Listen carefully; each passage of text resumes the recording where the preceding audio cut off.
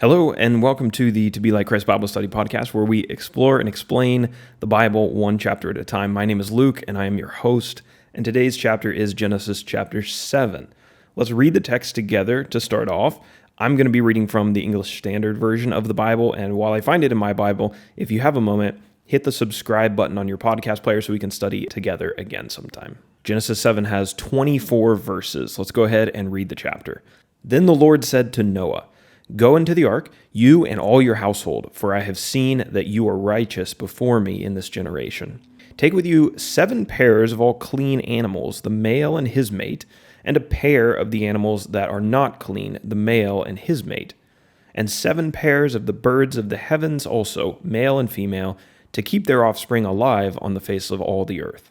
For in 7 days I will send rain on the earth 40 days and 40 nights, and every living thing that I have made I will blot out from the face of the ground." And Noah did all that the Lord had commanded him. Noah was 600 years old when the flood of waters came upon the earth, and Noah and his sons and his wife and his sons' wives with him went into the ark to escape the waters of the flood, of clean animals, and of animals that are not clean, and of birds, and of everything that creeps on the ground. 2 and 2, male and female, went into the ark with Noah, as God had commanded Noah.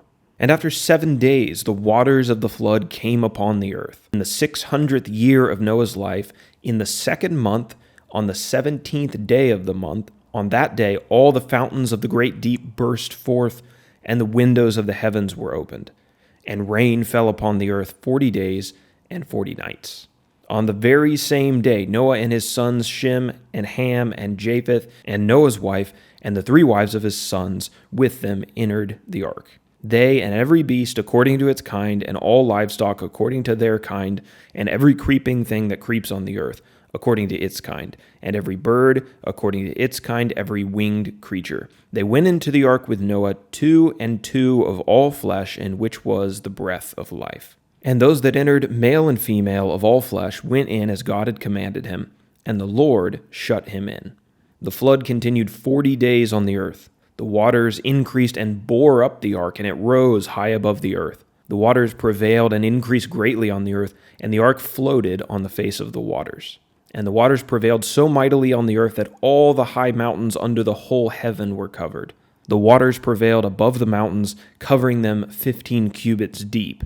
And all flesh died that moved on the earth, birds, livestock, beasts, and all swarming creatures that swarm on the earth, and all mankind. Everything on the dry land, in whose nostrils was the breath of life, died. He blotted out every living thing that was on the face of the ground, man and animals and creeping things and birds of the heavens. They were blotted out from the earth. Only Noah was left, and those who were with him in the ark. And the waters prevailed on the earth 150 days. So that is the text of Genesis chapter 7.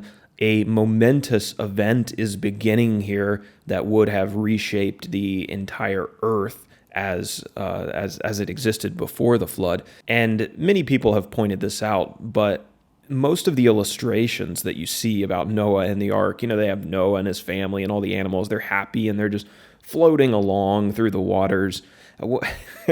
And I have no doubt that they were happy to be on the ark, but this is not necessarily a happy scene for like a children's bedtime story. Think of all the people who are drowning outside of the ark. Think of all the animals, all of the living things, all of the landscape that's being completely decimated by these floodwaters. If you've ever seen a real flood or a tsunami, this water just comes in and destroys everything and takes everything with it.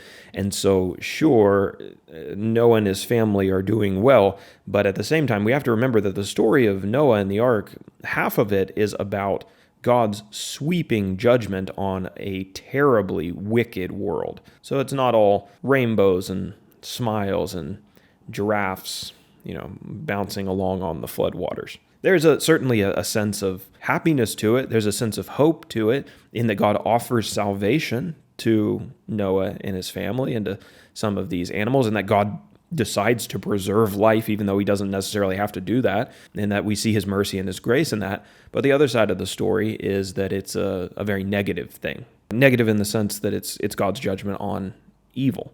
and that this evil has permeated the earth to the degree that it has. And that's what we talked about in Genesis chapter 6. So let's go ahead now and get into our outline. And as always, you can download these outlines on our website at tobelikechrist.com for free. You can also buy a book on Amazon that has all the Genesis outlines in it. Check those links out down in the description, and let's talk about when these events happened on our historical timeline. This section isn't going to change a whole lot from Genesis 6. We talked about how there were approximately 1,650 years between the events of Genesis 3 and the sin in the garden and the events of the coming of the flood. So this is about 1,650 years after men leave the Garden of Eden. There's some discussion about how long they were in that garden, but roughly 1,650 years. Of course, that is an approximate date, and it's based on the genealogy that we find in Genesis chapter 5. Let's talk about our main characters now. We have Noah. He's the son of Lamech.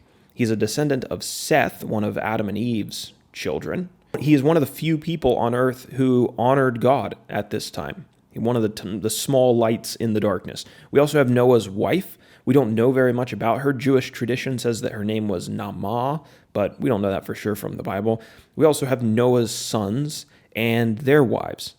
They accompanied Noah on the ark, and they were saved during the flood, and these are going to be the people who repopulate the earth after the flood, but that's for the upcoming chapters. So this now brings us to our where section. Where did these events play out? Geographically, what are we talking about here?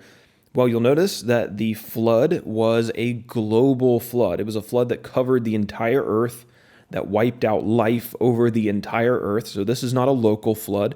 This is not a tsunami or some kind of natural disaster that only struck the region where Noah and all of these people lived. Bible talks about it being global, and it talks about the peaks of the mountains being covered. We've talked before about how the early earth before the flood was probably significantly different in its layout, perhaps in the position of the continents. A catastrophe like the flood and the way that it's described would have brought about tremendous change. We don't know what all of that change is, right? But it's very likely things were significantly different. There is some language in verse 11 that's really interesting. You may have the question of, where does all this water come from? I mean, how can you have enough water to flood the entire earth? Well, the Bible talks about the fountains of the great deep bursting forth. So there's water perhaps coming out of the oceans. Perhaps what it's talking about there is the ground underneath of the oceans. So there's this water spewing up, and there's also this water falling down. It says the windows of heaven were opened, and all of this water comes down. Some people think that that is a reference to just a ton of rain. There's other people who theorize that maybe there was a water layer to the atmosphere that existed in the early earth pre-flood that we don't necessarily have now, and that this water is falling on the earth to bring about the flood. I don't know that there's a way to prove that necessarily, but these are some theories. But we talk about this violent event that happens to the face of the earth. And we should at least leave it open to possibility that this early earth was very different from what we see today, and it would have been changed significantly, perhaps, by these violent events. There were some floods recently in the United States, and they were just local floods, but they were brought on by a hurricane. Comparatively, that would be a small event. That's a small flood compared to the global flood. And you see the power of that water to move the earth and to move man-made structures, and it sweeps houses away, and it tears roads out and tears out hillsides and just cuts through the earth in incredible ways. Now, multiply that by 1,000,000, and it's hard to believe that the earth looked the same after the flood as it would have before. It's almost impossible. The force of all of that water moving around and all of that just sitting on the earth for 150 days, it talks about at the end of this chapter, right? I mean, it's hard to believe anything would be the same after that. So this takes us to our outline section. We're going to try to break this chapter down into sections that we can understand and make sure that we comprehend what we read, and then we'll talk about an application at the end. I've got two sections today. The first one's verses 1 through 5, and then the second one is verses 6 through 24. So let's talk about verses 1 through 5 first. Noah prepares for the flood. I think this chapter is somewhat straightforward, but there are a few things I think that are worth spending some time explaining and talking about. So Noah prepares for the flood. Because Noah was righteous, and he seems to be one of the only, if not the only, righteous people on the earth, God promises to keep him alive in the ark during the worldwide flood. And you remember in the last chapter, this idea of the flood was introduced. God had determined to do it, and he had given, I almost said Moses, not Moses, not Abraham, Noah. He told Noah to build this ark, and he had given him the dimensions for the ark, and he was setting out to build this thing. So evidently, as we come to chapter 7, the thing has been built, and it's now ready to be loaded. God wanted to preserve part of the life that he had created in order to repopulate the earth.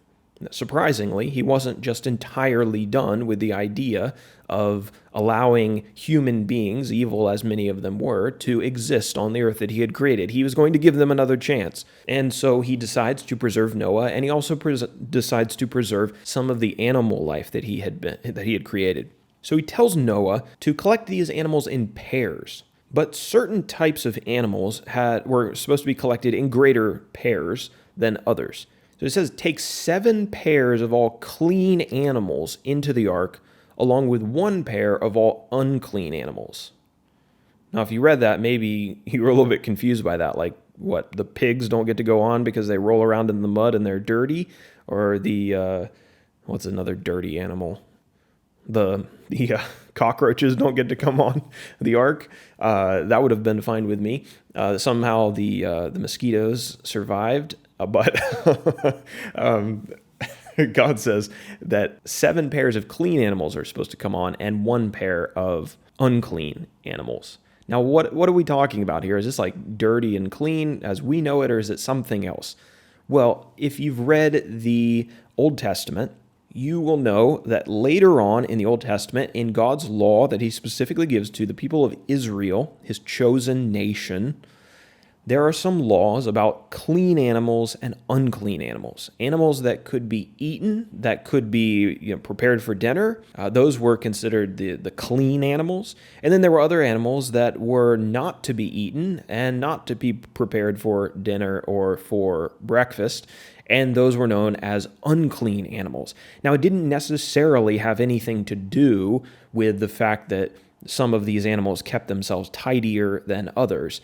This was, the best way I know to describe it was a ceremonial cleanliness, right? There are certain animals, certain groups of animals that were selected by God to be things that were eaten, and others that were not allowed to be eaten and not allowed to be used for certain purposes. So we talk about ceremonially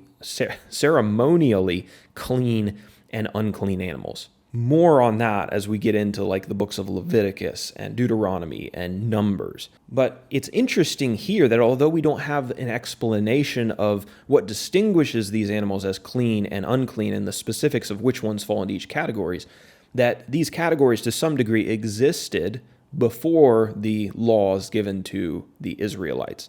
And so again, just as we don't have the instructions for sacrifices that Cain and Abel had when they were making their sacrifices, it's clear that God had given some instructions. And I think that's the same situation here, is that Noah and the people pre-flood knew something about this clean and unclean animal distinction, and we're not told those specifics previous to this in the text. So there's some things that God had told these people, instructions that he had given them, commands that he had given them that they were supposed to be following and recognizing, and we're just not told about some of those things. And as we mentioned, the first 1,650 years of history are very quickly summarized. It's just not God's intention to tell us all of the things that he told to these people pre-flood. And what we need to know basically is that they did not respect the things that God had communicated clearly to them.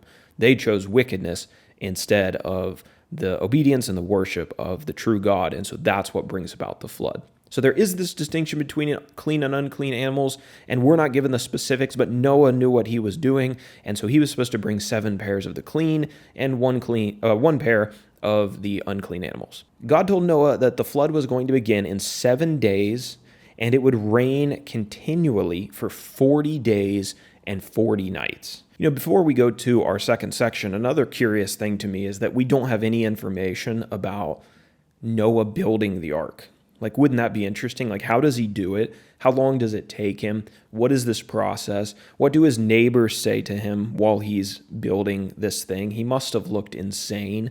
And yet, again, God just doesn't provide us with any information. And I'm like, I have some questions maybe when I get to heaven, if question time is permitted. Like, tell me some more about that. But again, that's not God's priority. So let's go to section number 2. The flood arrives in verses 6 through 24. Noah is 600 years old when the earth begins to flood.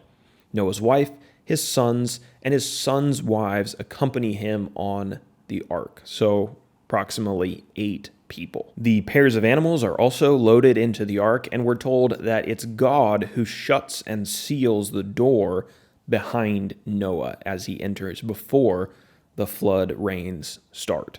The text tells us this in verse 11 through 12, and we referenced this verse earlier. In the second month, on the 17th day of the month, on that day all the fountains of the great deep burst forth, and the windows of the heavens were opened, and rain fell upon the earth.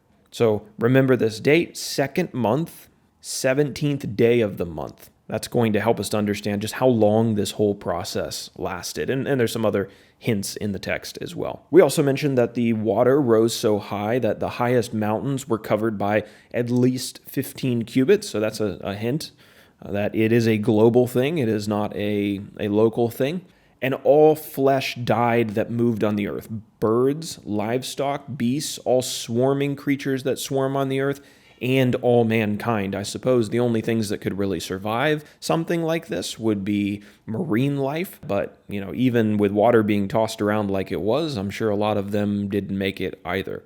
We're told that the waters remained on the earth for 150 days. So that is our summary of Genesis chapter 7. 1,600 roughly years of God's patience, but finally he gets to the point where he says, it's time for this wickedness to end, to be purged off the earth, and his wrath and his judgment is brought on these people. There's a lesson here for us, I think, and that is God loving and kind and gracious and merciful and long-suffering, and does he tolerate a lot of things? Yeah, absolutely, but there is a point at which sin has to be punished, and that's because of God's justice. Sin has to be dealt with, and he will deal with sin. Now, the way out of receiving judgment for our sin, receiving what we deserve, is the salvation that we have in Jesus. So Jesus is our ark of salvation, as the ark was the salvation of Noah and his family. So it is God's grace that provides all of us an ark of salvation, just as it was God's grace that gave it to Noah. And that's really the takeaway that I want to have for our application section. God is a God of love, but he is also God of justice and of holiness.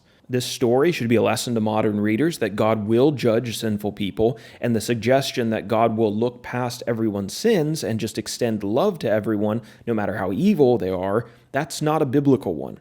And I think what we see here is a great example of how the God of the Old Testament is the same God as the God of the New Testament.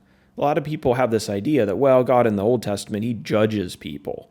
He punishes people. But Jesus, the God of the New Testament, he's all love, and he is all mercy and grace and forgiveness, and he would never punish people. Well, that's not what we see. We see in the flood, as we just mentioned, the exact same God who will judge, but who also extends grace, as we see in the New Testament, who will judge, but he also extends grace and has extended the greatest grace to us in sending Jesus to die for us. If Noah had, refused to get on the ark, he's like, nah, I'm staying here. I don't believe there's going to be a flood happening. He wouldn't have been saved from the waters. God has given us the opportunity in Jesus to be saved. And in accepting Jesus, we can be saved, and we can be forgiven, and we can escape the punishment that really we deserve. So there's no change here. There's no inconsistency here between the God of the Old Testament and the God of the New Testament. There is judgment for sin. Yes, it has to be that way. What if God didn't punish sin? He wouldn't be a very good God. Wouldn't be a very good upholder of righteousness, would he? So he has to punish sin. But he also offers a way of escape from a sinful world and a way of escape from the consequences of our sins, a way of salvation. It was the ark for Noah. It's Jesus for us. That is Genesis chapter 7. Thanks for joining us, and Lord willing, we'll be back again tomorrow to discuss Genesis chapter 8, and we will continue the story of Noah and the flood. We have to figure out what happens when, what's going to happen? Is all this water just going to stay on the earth forever? Is it going to subside and he's going to get off the boat? I'm assuming that happens because, well, we're here walking around on dry land today, so we'll see how all that plays out in our next study.